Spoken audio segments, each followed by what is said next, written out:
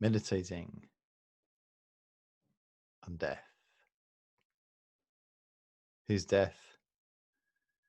As? When? Potentially today. If we die today,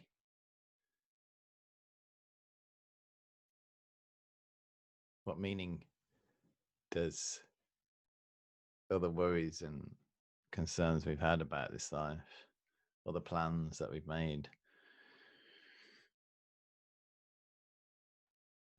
they all come to a very abrupt end,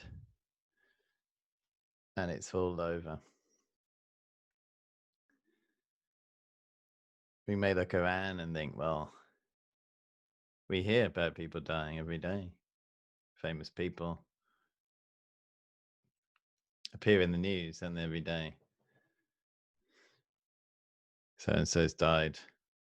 Darth Vader died. And we think, well, these people are old, there's some reason why they die. Famous football players passing away, and I think, well, they led a reckless life and their health was poor. So, of course, they die. Not me. Not now. I'm poaching my eggs and, cutting down on that full fat butter. I've got a long, long way to go.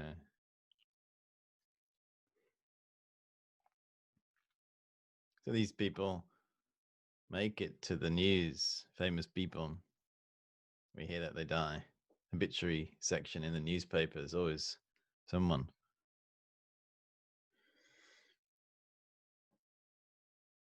But apparently, how true it is, I don't know. Statistically, 150,000 people die every day.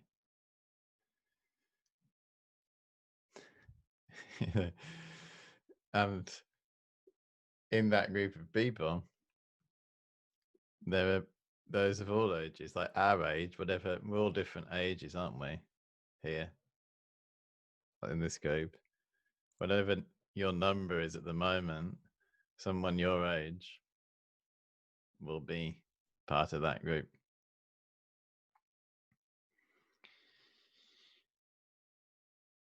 I think in Western countries now, because our lifespan generally is increasing, we tend to see our life as being, we have a certain amount of time, which makes us feel slightly more reassured that death won't come today. We have a stronger sense of permanence. But the meditation on death is helping us to break that and give us encouragement and empower us to appreciate that death could come today, our death. I may die today. And then, as we know from doing this meditation, when you take that, it's like you sober up. In a sense, if we don't meditate on death, we're drunk with what? Worldly concerns. We're intoxicated with attachment. Just have a look at your mind. When you close your eyes, all the worries, concerns, desires that we have, they're all about this life, and they're all about what people think about us and our reputation, our status, our wealth, our possessions. Put so much energy into this. So we're, in a sense, intoxicated with these. We can't think clearly. Imagine what it would be like to have a quiet mind. When we close our eyes, it's blissfully quiet in there. Silent mind, holy mind, that kind of thing. Yeah. Having a silent mind Imagine that. But when we close our eyes, it's not silent, is it? It's the opposite of silent. Noisy mind, isn't it? Noisy mind, disintegrated life.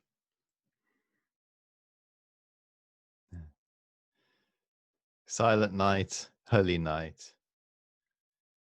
All is calm. All is bright. We'll be singing soon, won't we? Well, they're already singing it.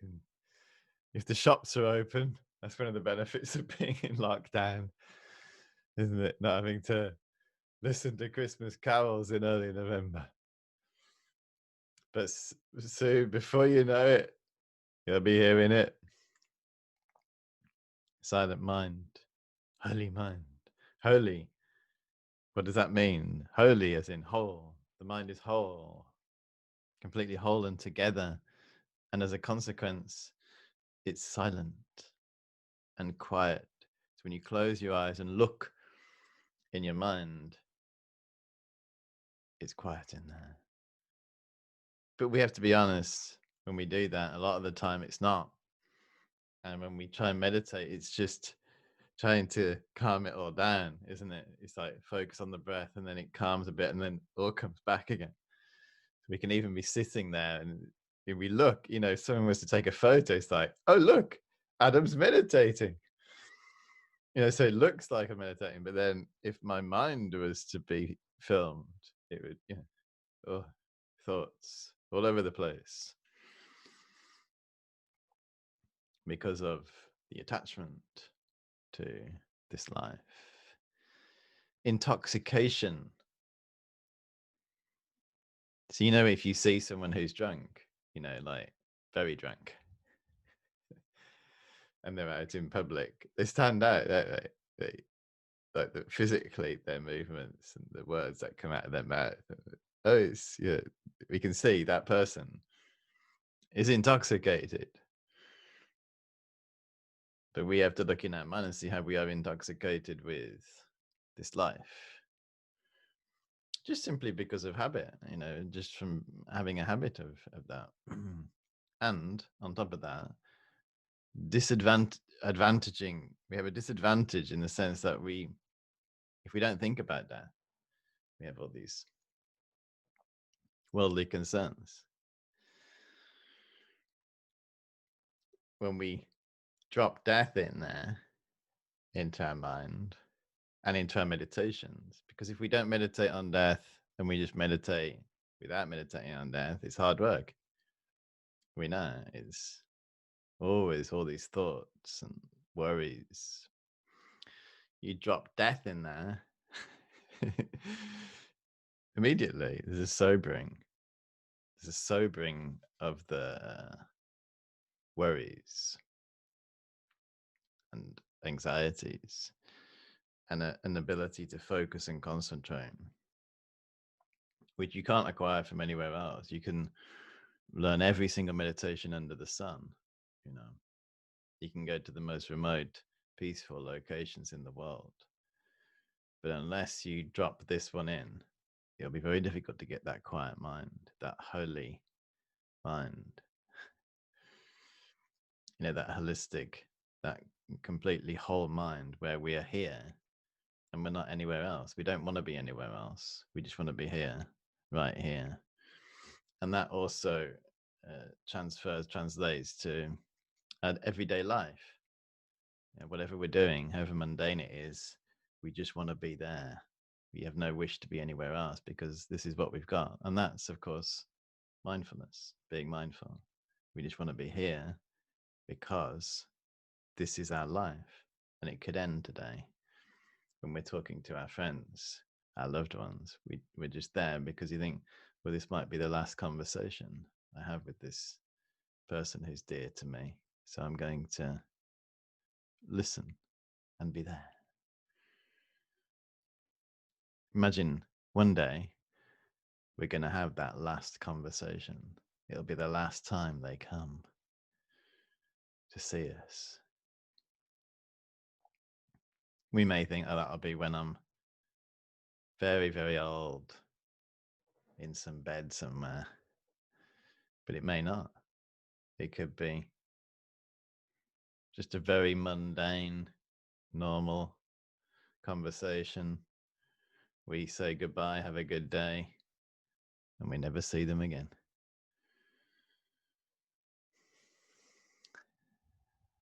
We say, don't we? See you later.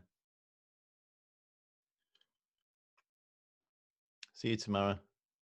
See you next week. See you Wednesday. See you. See you in the new year. We're always thinking we're going to see people again. In the back of our mind, with a death awareness, we think to ourselves, maybe. I mean, you don't necessarily say that to somebody if they're not meditating on death. See you tomorrow. Well, you might not. Oh, you could do. But inside, we're not playing in permanence. We're working with impermanence. So we think to ourselves, maybe, but I may not.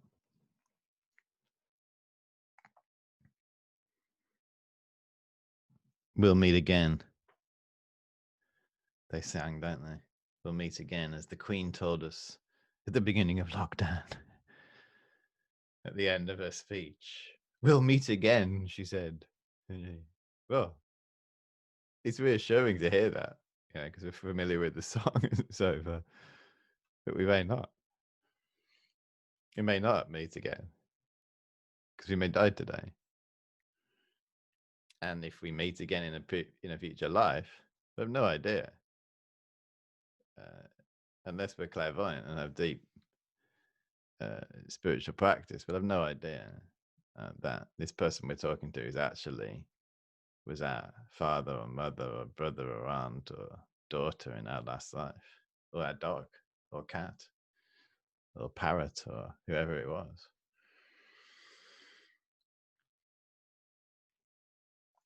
So look at our everyday language. It's usually about not dying today, making plans.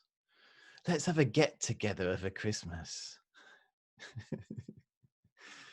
Even if it's virtual, let's have a little WhatsApp family group chat so we can all meet again.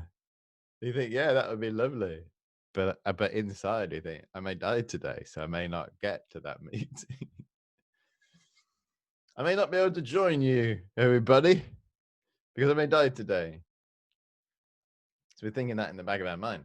Now, if that makes us feel sad, that's because we're attached. In reality, so this is going back to the morbid thing.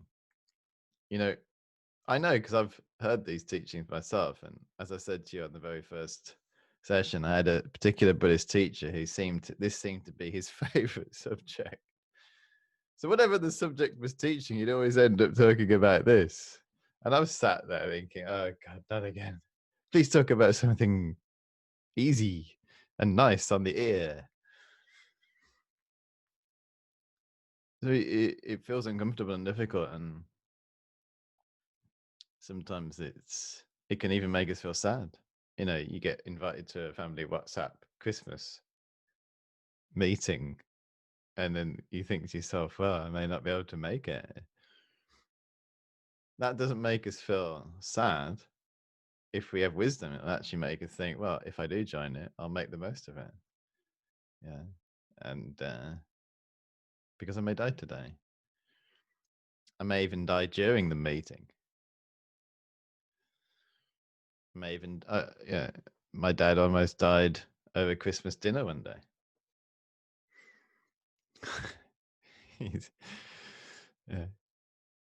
He choked on I think it was a wishbone. Wasn't eating his food mindfully, you see. Next thing you know, he's choking on the floor. Could have died, and people do. Yeah, let's just have a nice Christmas dinner. Let's all get together. Of course, no one's going to die. It's going to be lovely. You know, you could start getting in your mince pies. They were selling mince pies back in August for some reason. There could be something in it. It could be some poisoning in there, isn't there? We don't know. It's not morbid. It's just all this stuff which makes us feel comfortable. You know, Christmas is, I mean, it's not Christmas yet, I know, but there's a sense of kind of warmth, isn't there? Sitting by the fireside with your stocking and putting on your favorite films, just putting your feet up. But all that comfort, it's all deceptive. We may die today. At any point, people die on Christmas Day, Boxing Day, every day. The statistics is 150,000 people die every day. And one day that's going to be us, I think. I'm not going to get sucked into believing that I'm going to live forever because I could die today. So in the back of our mind, this is the mantra. In a mantra, we recite something repeatedly. I may die today. I may die today. We may have our own little mantra. Like it could be a worry mantra, you know, like a repetitive thought. I'm going to lose my job. I'm going to get sick. Things are going to go really bad for me. A repetitive negative thought. That's a mantra. That's not helpful. What's more helpful is thinking to ourselves, I may die today. We wake up in the morning. Good start. I'm alive, but I may not make it through the day. I may die today. We don't stop there. The conclusion is, since I shall soon have to depart from this life, depart as in the departure lounge, there's no point in getting attached. Instead, I'm going to use this life to practice a spiritual path and just simply take a little interest in the things of this life. Just as you would if you're in a hotel room. You don't start, well, you might do, but you don't start rearranging everything in the hotel room. Oh, I'm not happy with that lamp there. Let's change those curtains. Yeah. Look at these bathroom taps. They need a good change. It's just like, okay, this is my hotel. You put your suitcase down, don't you? And all your stuff's in your suitcase, most probably. It's just like, right, I'm here for the night. Have a shower, go to sleep, and then get the flight the next day. That's it. We're not attached to the hotel room. All right, we know this feeling. You know, when you're in a hotel, you're just not. It's just because you know you're going to be leaving soon. But this is the thing: is we get so domesticated and comfortable, which is a big problem. Yeah, we don't think we're going to leave. We don't think we're in the sort of the departure room. Yeah, well, I'm here to stay. In fact, I'm going to change those kitchen taps. Yeah, because I'm here for the long haul. I'm going to make a plan on changing all the flooring. Not realizing that we may not even make it to be able to do that. I know someone who put so much effort and time into their extension. You know, it was just the extension of their life, their home. They'd saved up for it, and it was an incredible extension, and they died during it.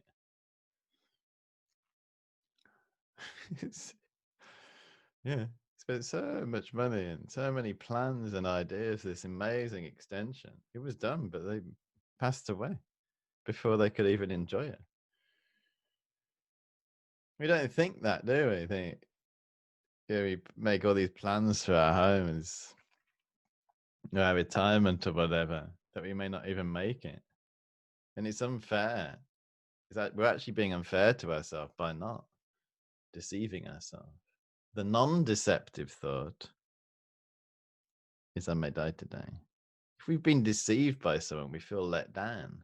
Telling ourselves each day we're not going to die, we're deceiving ourselves. Whereas if we just throw in that thought, I may die today, non-deceptive, completely and utterly non-deceptive thought, which leads to a sensible conclusion. I'm going to practice a spiritual path and get ready. And as a consequence, we enjoy our mince pie even more. We don't dread Christmas or whatever. We just take it with a pinch of salt. Yeah. Easy come, easy go. Because we may die today. So the interesting thing is, if you get death, you actually enjoy life more. Because we let go of it. It's actually difficult to enjoy life while we're holding on to it. It's difficult to enjoy the people in that life because we're attached to them. If we let go of our attachment, great enjoyment, happiness coming, and then preparation for the future. So our priority is a spiritual path. And our worldly life is just, okay, it's there, but it's not the main thing. The main thing is a spiritual practice. When people find out they're going to die, they do tend to become more spiritual. Yeah. But often it's just as they're dying, isn't it? Should we call the priest in? Well, yeah, but if you'd have done that like 20 years earlier, is it the priest just as you're about to die? But why leave it that late? Become spiritual, whether it's a faith or whatever it is, meditation, something non-physical, mental. So we're putting work into our consciousness, because it is only our consciousness which is going to carry on. When this human form stops, all we've got left is our consciousness, our mind. So that's the conclusion. So let's try this meditation once again.